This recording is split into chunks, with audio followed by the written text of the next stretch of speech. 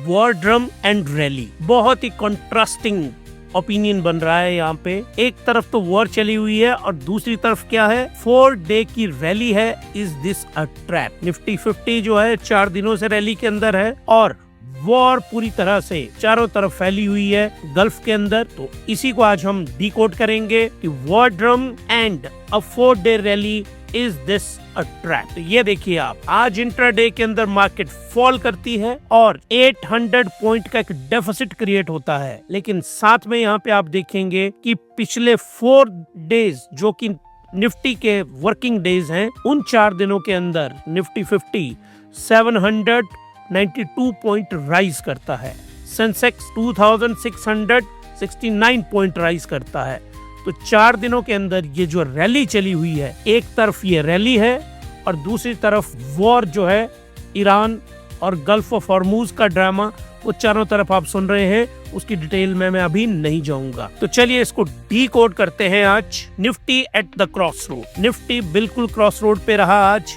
ये देखिए, ये जो प्राइस एक्शन है, इसका जो डिसीजन ट्री है, ये सबसे इंपॉर्टेंट है। रेजिस्टेंस कहाँ है? 23,200 से 23,250, क्योंकि मार्केट आज क्लोज होती है 23,124 पे। अब जो ट्रिगर बनेगा, जो रैली बनेगी, वो 23,500 से 23,800 के लेवल पे बनेगी। अगर ब्रेकआउट हुआ और अगर निचली साइड को मार्केट गिरती है तो फेलियर टू अगर होल्ड होता है तो ये रीटेस्ट करेगी 23,000 की सपोर्ट को। इसको हम चार्ट के ऊपर भी समझते हैं। तो चलिए जी, अब मैं आपको नेक्स्ट चार्ट के ऊपर लेके चलता हूँ। ये है आज का निफ्टी 50 का डे स्केल का चार्ट। याद रखिए, डे स्केल का मतलब क्या होता है? ये एक कैंडल एक दिन के बराबर है, ये मीनिंग है इसका। तो ये देखिए 1 2 3 4, ये 4 दिन की ये रैली है। अब सवाल उठता है कि ये रैली क्यों रही इस प्रकार से? इसके पीछे का जो बेसिक लॉजिक है वो यहाँ पे है। ये जो RSI का जोन है, ये था ओवरसोल्ड जोन। ओवरसोल्ड जोन में क्या होता है? बाइंग आती है इस जोन के अंदर और इस बाइंग आने की वजह से ये मार्केट ऊपर को राइज करती है। और यहाँ पे आप देखेंगे, ये है बोलिंजर बैंड का अपर बैंड, ये है लोअर बैंड। ये बीच बीच में देखिए, इन बैंड को एक बार दोबारा से आपको बताता हूँ इसको मैं। ये बैंड को देखिए आप, ये बैंड यहाँ ब्रेक हुआ, यहाँ पे बोलिंजर बैंड ब्रेक हुआ, यहाँ पे बोलिंजर बैंड ब्रेक हुआ। तो ये जो बैंड यहाँ पे टूटा है, यहाँ से मार्केट क्रैश हुई है, याद रखना आपने। अब ये मार्केट इस बोलिंजर बैंड का ये अपर बैंड है और ये वाला पोर्शन लोअर बैंड होता है। हिमालयन स्टॉक गुरुकुल के चार्ट्स के ऊपर आप जाइए, हमने हर एक कॉन्सेप्ट वहाँ पे एक्सप्लेन किया हुआ है। और ये है इसकी ये जो मिड लाइन है। तो अभी भी जब तक मार्केट इस मिड लाइन से ऊपर को नहीं जाएगी, इस ब्लू लाइन से, तब तक हम मार्केट को बुलिश नहीं बोल सकते। तो अभी मिनरवेनी के अगर मैं कॉन्सेप्ट को फॉलो करूं, मिनरवेनी के कॉन्सेप्ट को, तो उसके अकॉर्डिंगली मार्केट कहां पे है? बियरिश जोन के अंदर है मार्केट। तो चलिए जी, अब आगे लेके चलता हूं आपको निफ्टी 50 का, लेकिन ये 15 मिनट का चार्ट है। याद रखिए, एक कैंडल जो है 15 मिनट के बराबर है। तो ये देखिए, ये है आज 7 अप्रैल, ये 15 मिनट की कैंडल है। मतलब 9:15 से लेके 9:30 तक। हमेशा अगर आप ट्रेडिंग करते हैं तो याद रखिए, कभी भी आपको इस जोन के बीच में ट्रेडिंग नहीं करनी है। ये वोलेटाइल जोन है, मार्केट फॉल करती है। और इस पॉइंट को देखिए आप, मार्केट का जो सबसे 52 वीक लो था 21,743, ये था 52 वीक लो। निफ्टी 50 ने इसको भी ब्रेक किया आज के दिन और इसको टेस्ट किया गया है यहाँ पे। तो यहाँ पे आप देखिए, मार्केट फिर यहाँ से रिकवर होती है, फिर फॉल होती है, लेकिन एक बार इस जोन में आती है तो मार्केट यहाँ से ऊपर की तरफ बढ़ती रहती है पूरा दिन। अब सवाल ये उठता है कि एक तरफ, मैं आपको दोबारा इसके ऊपर अगर लेके आऊं, एक तरफ जो ये वॉर लगी हुई है, जो ईरान की वॉर है, इसमें डेडलाइन है कल सुबह 5:30 की, जो अमेरिका ने डेडलाइन दी है। अब ये डेडलाइन कहां तक सस्टेन होती है, इसको देखा जाएगा।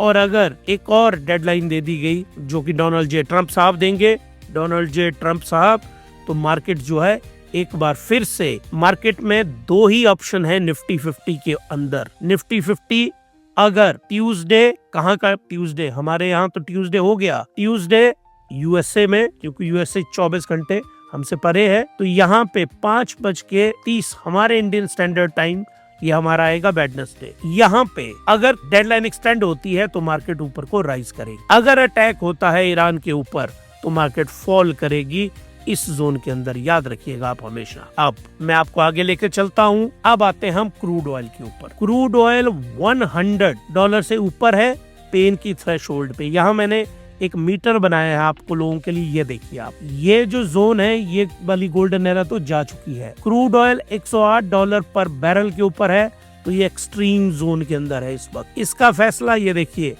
$10 अगर राइज करता है तो जीडीपी 20 बेसिक पॉइंट डिक्रीज करती है।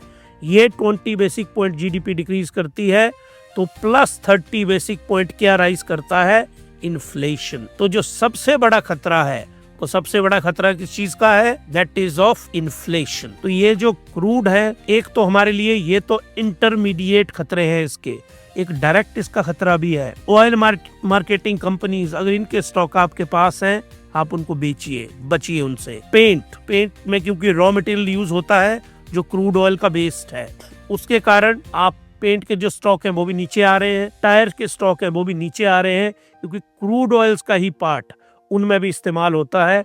तो इन 3 टाइप के स्टॉक से आप बचिए। 2 more week at these level guarantee severe systemic margin hit। अगर अगले 2 वीक भी स्टॉक मार्केट में ऑयल इसी रेंज पे रहा तो उसकी पेन सब महसूस करेंगे, और इंडिया में आप लोग, हम सब लोग भी जो पेन है इसको महसूस करेंगे। क्रूड का चार्ट मैं आपको बताऊं, यहाँ मैं सबसे इंपॉर्टेंट बात आपको बताना चाहता हूँ। आप लोग, मैं आपको बोलता हूँ क्यों हिमालय स्टॉक गुरुकुल को आपको फॉलो करना चाहिए, उसका लॉजिक आपको समझाता हूँ। यहाँ पे ये देखिए, 1 अप्रैल 2026, ये चार्ट आज का नहीं है, ये चार्ट मैंने पब्लिश किया है। आप जाइए हमारे प्लेटफॉर्म के ऊपर, किसी भी सोशल मीडिया प्लेटफॉर्म पे जहां हमने अपलोड किया है, या हमारी वेबसाइट के ऊपर। 1 अप्रैल को हमने क्या किया, 1 अप्रैल को हमने यहाँ पे देखिए, यहाँ आप लोगों को बताया था मैंने इस जोन के अंदर, यहाँ पे 8500 का ऑयल था, और ये टारगेट हमने ब्लो ऑफ HSG के टारगेट दिए थे। और ये टारगेट कितना था हमारा, ये था 10,300 से 10,500 के बीच में। तो मार्केट में क्रूड ऑयल ने इसको अचीव किया। हमारा पहला टारगेट भी अचीव हुआ, दूसरा टारगेट भी अचीव हुआ।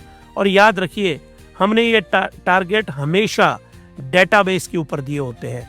ये देखिए, यहाँ पे इंस्टीट्यूशनल बेस बनाइए, यहाँ पे इंस्टीट्यूशन एंटर हुए, रिटेल तो बेचारा बहुत लेट एंटर होता है। इंस्टीट्यूशन यहाँ पे एंटर हुए, ट्रेंड एक्सेलेरेशन हुई इस जोन के अंदर, और यहाँ पे फिर टारगेट जोन बनते गए। स्टॉप लॉस मैंने 8500 आपको बताया था, 150 ये मेरा पहला टारगेट था, और ब्लो ऑफ टारगेट था 10,500 का, वो भी अचीव हो गया। कल मॉर्निंग में हम क्रूड ऑयल का एक दोबारा नया चार्ट हम अपने जो हमारी पोस्ट है उसमें डालते हैं, और इसीलिए हमेशा आपको कहते हैं कि हिमालयन स्टॉक गुरुकुल को आप लोग सब्सक्राइब करिए, लाइक करिए, शेयर करिए, अगर इस तरह के इंस्टीट्यूशनल चार्ट आप लोगों को भी चाहिए। अब आगे चलते हैं हम। ये देखिए, रूपी रोर बैक, जो डॉलर वर्सेस रूपी है, ये देखिए रिकॉर्ड लो था 90, इसमें वी शेप की रिकवरी आई। ये देखिए रिवर्सल पॉइंट था और रिकवरी हुई 92.98 पर डॉलर की। इसमें क्योंकि आरबीआई ने इसके अंदर जो सट्टेबाजी होती थी इंटरनेशनल मार्केट के अंदर रूपी की, उसको बैन किया, और उसी बैन के बदौलत ये रिकवरी आई है प्लस 225 पैसा हमारे रूपी के अंदर। इसमें FIIs में कॉन्फिडेंस आया, और direct margin expansion for IT और फार्मा एक्सपोर्ट में राइज हुई है यहाँ से। अब इसको चार्ट पे भी देखते हैं। ये देखिए आप, गवर्नमेंट RBI ने यहाँ पे इंटरवीन किया, रिजर्व बैंक ऑफ इंडिया ने यहाँ पे इंटरवीन किया, नहीं तो रूपी जो है सेंचुरी बनाने की कगार पे पहुंच रहा था, और इसके कारण ये रूपी यहाँ पे फॉल हुआ, स्टेबलाइज हुआ। इसके कारण भारत के एक्सपोर्ट को भी बेनिफिट हुआ, और फॉरेन इंस्टीट्यूशनल इन्वेस्टर्स, उन्होंने, उनकी जो सेलिंग है वो बंद तो नहीं हुई है लेकिन कम हुई है हमारी मार्केट में। अब आइए आप, फॉरेन इंस्टीट्यूशनल इन्वेस्टर, ये जो सेलिंग की स्प्री है वो कंटिन्यू है, लेकिन एक बात आप नोट करिए, पहले वो बहुत ज्यादा सेल करते थे, अब वो थोड़ा कम सेल कर रहे हैं। आज का डेटा हम जरूर देखना चाहेंगे, और अभी तक डाटा आया नहीं है FII सेलिंग का आज का। जैसे डाटा आएगा हम उसको पोस्ट करेंगे। विक्टिम कौन है FII सेलिंग का? FII की जहां सबसे ज्यादा शेयर होल्डिंग होगी, तो सबसे ज्यादा किसमें थी? HDFC बैंक में, ICICI बैंक में, लार्ज प्राइवेट बैंक में। इसलिए फॉल कर रहे हैं ये। बैंक्स में कोई प्रॉब्लम नहीं है, इनको अकमुलेट करिए आप। इतनी गोल्डन अपॉर्चुनिटी 5 से 10 सालों में कभी आती है। Deeply under valued. और वॉरेन बफेट क्या बोलते हैं हमेशा? वॉरेन बफे हमेशा क्या कहते हैं? अंडर वैल्यू बाइंग करनी चाहिए आपको। और ये अंडर वैल्यू जो बाइंग है यही वेल्थ क्रिएट करती है। वेल्थ क्रिएशन अगर आपको करनी है। अब आइए आप IT heroes ignite the index. तो जो अगले वाला है IT इंफॉर्मेशन टेक्नोलॉजी 2.5% राइज किया, मैसिव राइज रही। कारण क्या थे? Currency depreciation tailwind. Number 2 valuation rerating, मतलब price to earning ratio decline की है इनकी 25 से नीचे, तो बाइंग जोन के अंदर गए। ये एक्सट्रीम ओवरसोल्ड हो चुके थे, ये हमको RSI ने बताया, रिलेटिव स्ट्रेंथ इंडेक्स ने। और mechanics massive short covering ahead of TCS earning. और TCS अर्निंग कब आ रही है? 9 अप्रैल को। अब आगे चलते हैं इस निफ्टी IT के चार्ट के ऊपर। और ये चार्ट भी मैं 15 मिनट, हमेशा अगर हमने पूरे दिन का बिहेवियर देखना हो तो हम 15 मिनट का या 5 मिनट का चार्ट लेते हैं। ट्रेडिंग हमेशा इस पे होती है, लेकिन जब तक ये ईरान वॉर खत्म नहीं होती ट्रेडिंग से बचिए अगर आप एक्सपर्ट नहीं है। अगर एक्सपर्ट हैं आप तो हमारे जो लेवल्स हैं उनको फॉलो करिए, वो आपको सब कुछ बता रहे हैं। ये देखिए, ये मॉर्निंग से आज निफ्टी IT के अंदर बहुत ज्यादा क्या हुई है? राइज। एक मेगा राइज जो है निफ्टी IT के अंदर हुई है। और IT स्टॉक्स आपके पोर्टफोलियो में हमेशा होने चाहिए, याद रखिएगा। तो कंक्लूड आज का जो हमारा ये वीलॉग है इसको कंक्लूड करते हैं। बुल रन और ट्रैप, द मैट्रिक्स। अब मैट्रिक्स क्या है? 50-50 बैलेंस है, 50% यहाँ 50% यहाँ। ये हमें डाटा बता। और क्या क्यों है 50-50?